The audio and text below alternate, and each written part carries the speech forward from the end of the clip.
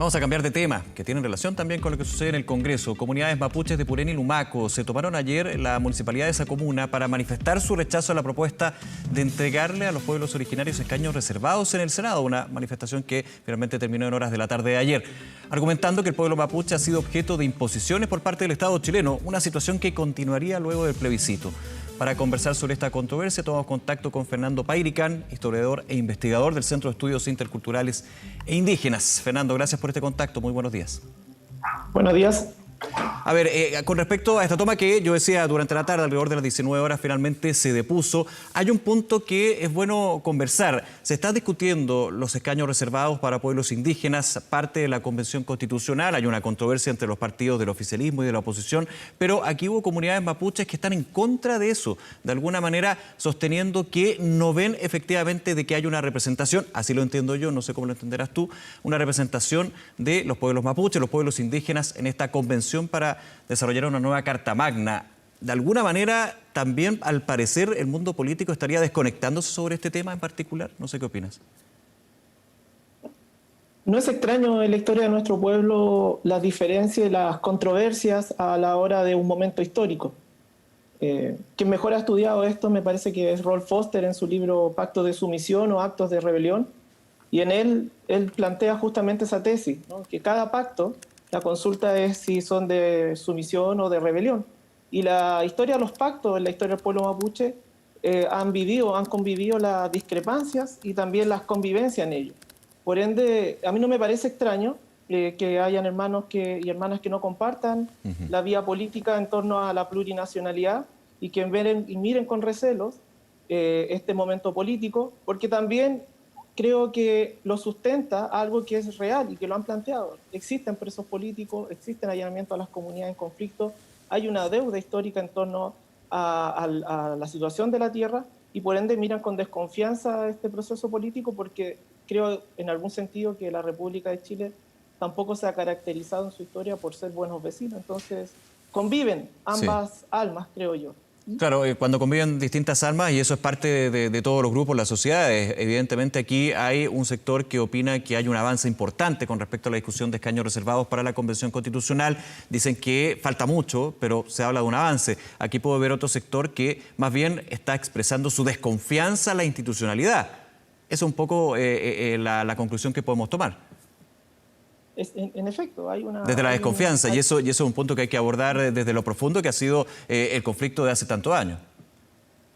Por eso que este momento constitucional es tan importante, porque va a tratar de comenzar, es un inicio de poder revertir la desconfianza, y lo cual te pone en debate la fractura que hay en la convivencia intercultural a raíz por distintas cosas. Una es la ocupación de la Araucanía, que sigue siendo una herida histórica abierta, la reducción de tierras, la pérdida de las tierras también, ¿no? La violencia que ha actuado el Estado chileno en los últimos 20 años, la situación de los presos políticos que hasta hoy sigue estando presente en las cárceles del sur, ¿no? Y por ende, en efecto, hay un grupo del pueblo mapuche que desconfía, ¿no? del Estado chileno y desconfía también de la situación política, porque tampoco se van a resolver los temas de fondo en este proceso, que es el derecho a la autodeterminación, ¿no? El proceso constitucional abre las puertas para poder correr el cerco político, pero no se resuelve la demanda histórica, y en ese sentido el movimiento mapuche, o el que plantea su crítica, tiene sentido en lo que está planteando, pero nos permite poner una segunda etapa del juego,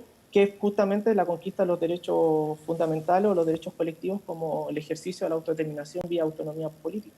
Sí, se busca el diálogo y el acuerdo, Fernando, entre las distintas partes. Digo distintas porque aquí no hay dos partes, hay varias partes y hay varios años de conflicto entre los distintos sectores.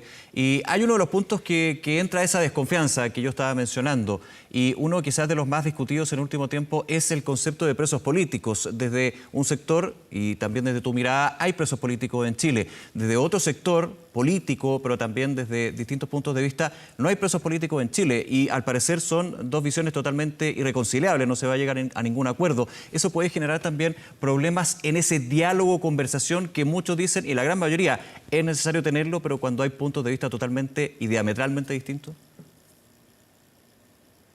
Yo creo que sí existen presos políticos, en la medida en que están en torno a las reivindicaciones de tierra y derecho a autonomía. Hay que diferenciar a lo mejor entre cuáles casos y otros casos, ¿no? pero sí creo que hay una existencia de prisioneros políticos en torno al derecho a autonomía y autodeterminación, en torno a un movimiento político que se ha revelado desde 1990 por conquista de los derechos fundamentales.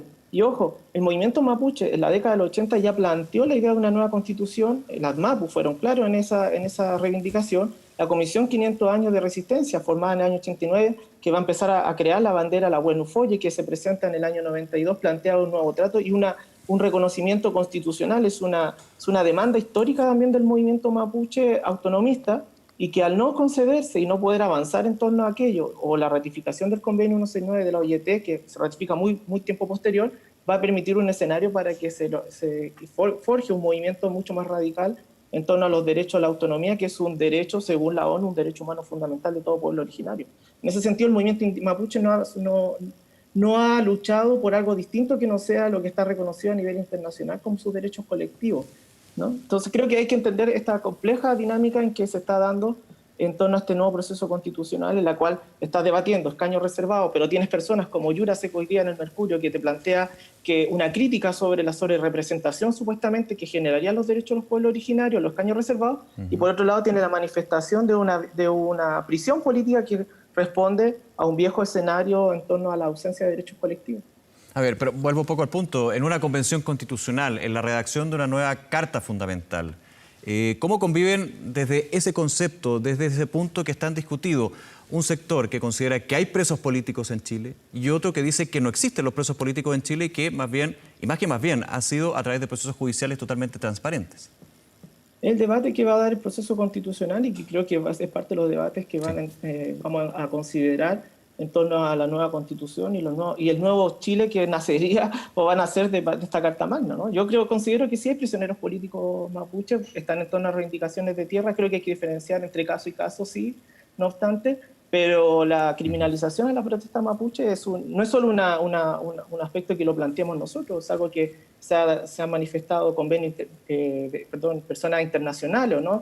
La Comisión de Derechos Humanos de ONU, también de la Unión Europea, se han manifestado y han hecho presente la existencia de prisioneros políticos en los últimos 20 años.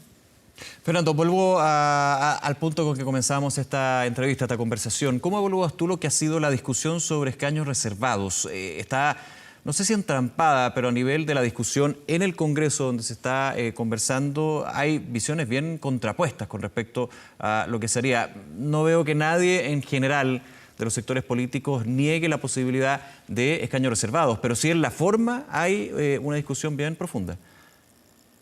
Sí, es la forma, porque de alguna manera estás viendo una especie de parlamentarismo, ¿no? En que son ellos los que están tomando las decisiones políticas de futuro. Creo que el Ejecutivo está bien ausente en esto.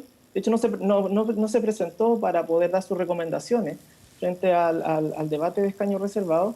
Por otro lado, tienes un sector del movimiento mapuche que tiene una propia lógica en torno a los movimientos y qué es lo que ha sucedido en América Latina en los últimos 20 años en torno al concepto de movimientos sociales, que es además uno de los que se expresaron desde el 18 de octubre, los distintos movimientos sociales en torno a la configuración de una nueva forma de entender la política.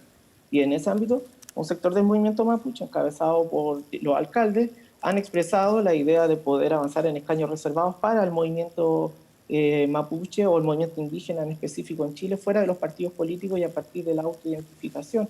Y en eso yo creo que están entrampados porque me da la impresión de que el Parlamento no visualizó en su momento lo que significaba los escaños reservados y ahora creo que están poniendo más trabas, que fue algo, ojo, disculpa y me alargo un poquito en esto, es algo que se había presentado antes del plebiscito. El movimiento mapuche gradualista, a través de los alcaldes mapuches, señalaron que debía presentarse este debate antes del plebiscito para que las personas fueran claras sobre cuáles eran los acuerdos políticos.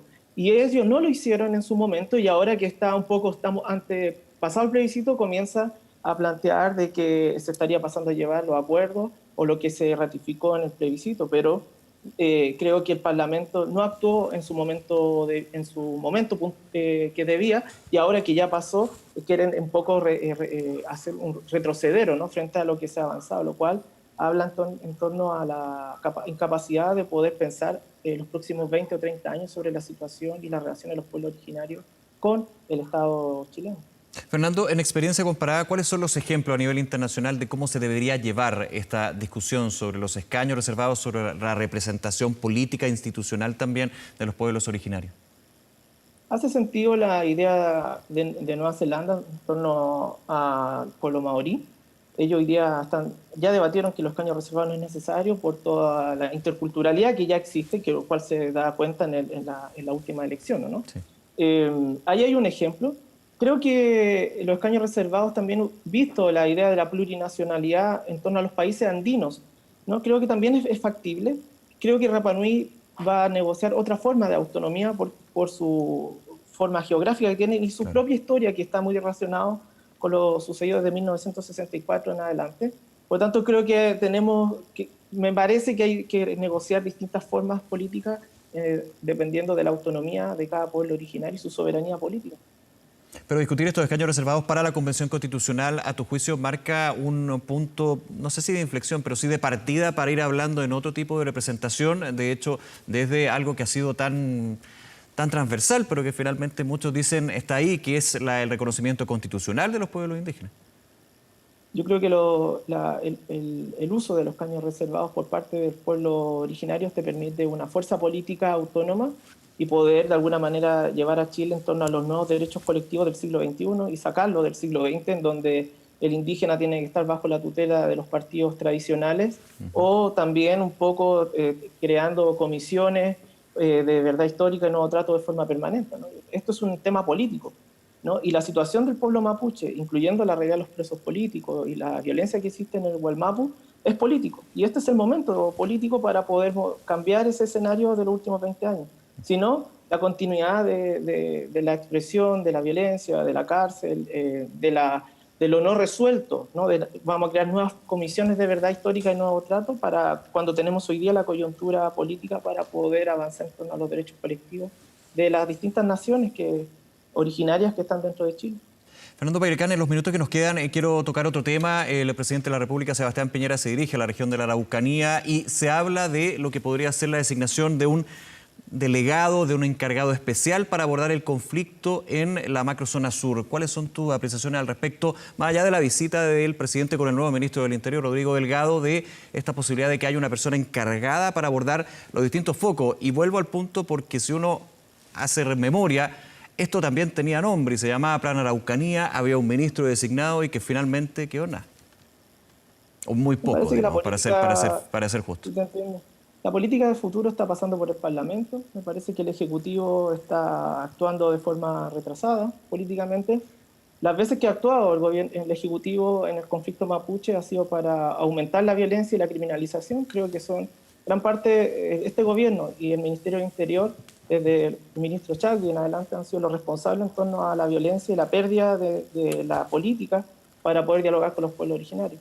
Parece que un gobierno que está muy a la defensiva, casi diría yo de salida, y por tanto lo que ellos hagan en torno a la Araucanía, que va a ser seguramente incrementar la violencia, como lo han hecho durante todo su gobierno, me parece que es una continuidad de algo que ya está obsoleto y que el futuro va a pasar en torno a la nueva Constitución y los derechos políticos que se puedan debatir en torno a lo que viene en los próximos años. Entonces me parece que un gobierno que está un poco a la defensiva, y ya lo diría yo un poco incluso de salida en torno a este debate político.